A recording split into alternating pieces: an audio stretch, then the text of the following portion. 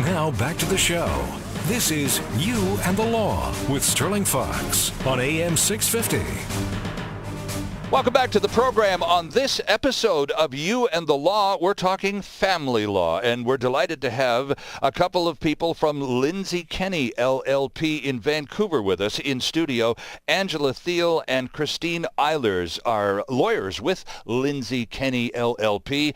By the way, online you can find a lot more about the firm at lklaw.ca. And that's lots of information about our two guests and all they do. I wanted to talk about marriage agreements.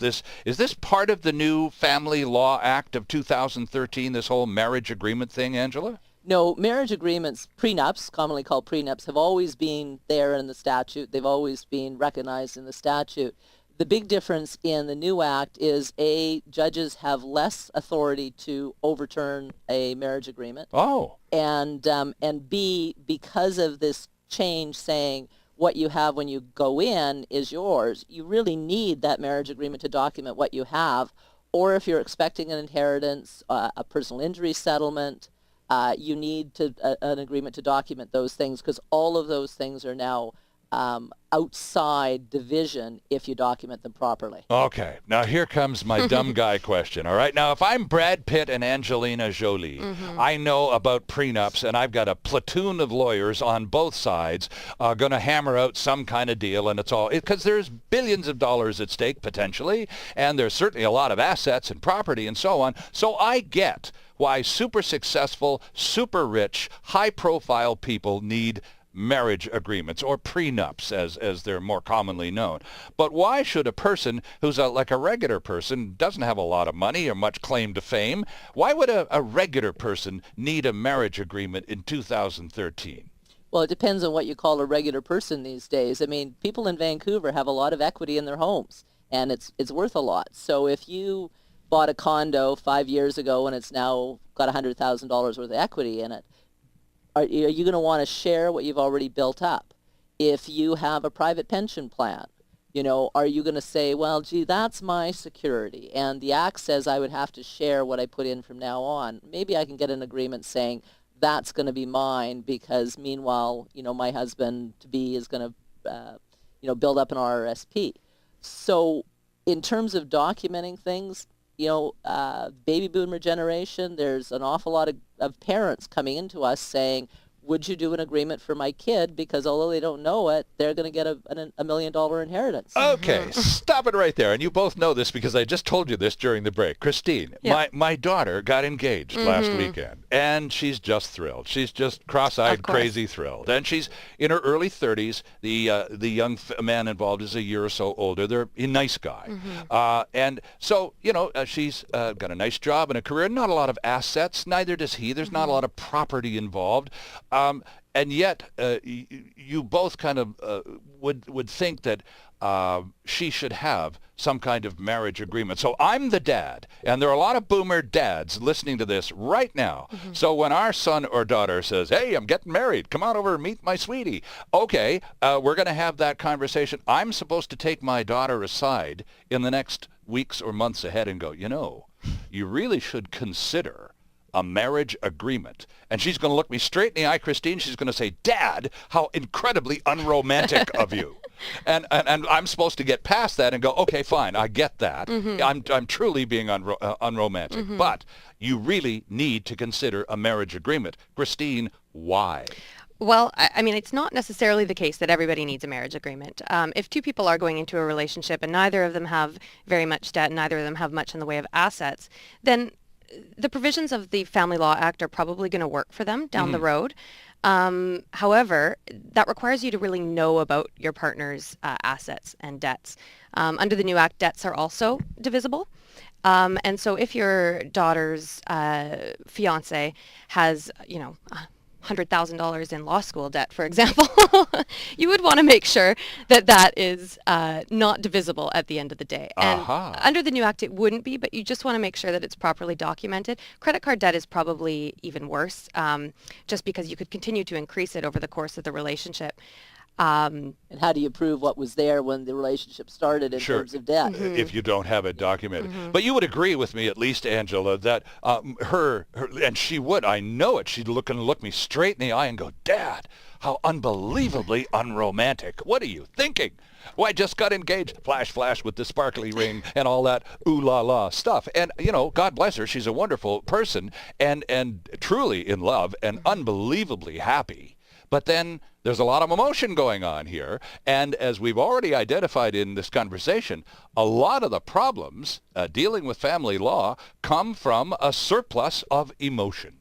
Well, and the thing is, you don't have to necessarily have it going into the relationship. But let's say, in a year or two, the kids come to you or your wife and say, Mom, Dad, could we have $50,000 for a down payment? Gulp. And you say, well, the back of your mind is going to go, well, I don't mind giving it to my daughter, but I'd really like to make sure if something happens to the two of them, she gets it back. Right. So people can sign marriage agreements, into as a relationship moves along as things change.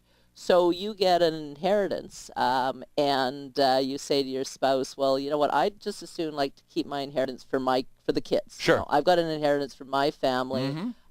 If anything happens, I want to be sure that goes to my kids. You probably want to put it in writing.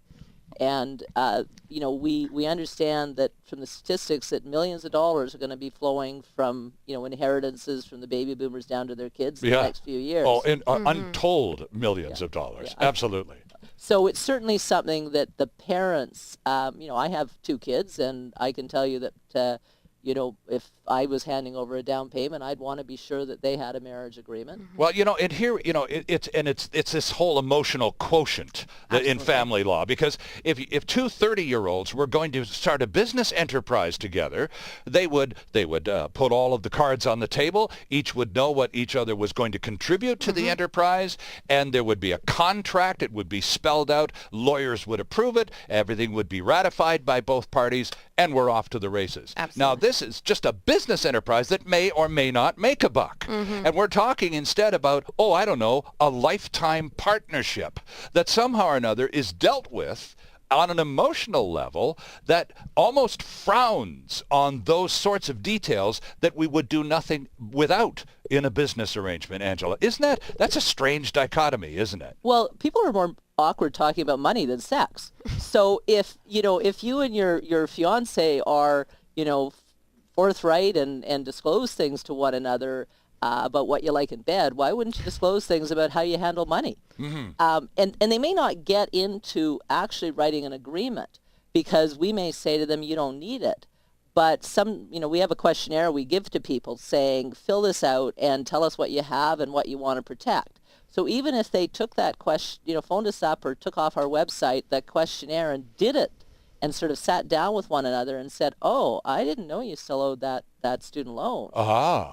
So is this on the website right now? This questionnaire that people, can they go to lklaw.ca and pull it up and have a look at the kinds of criteria that you lawyers would look at in terms of parameters within which to draft a marriage agreement?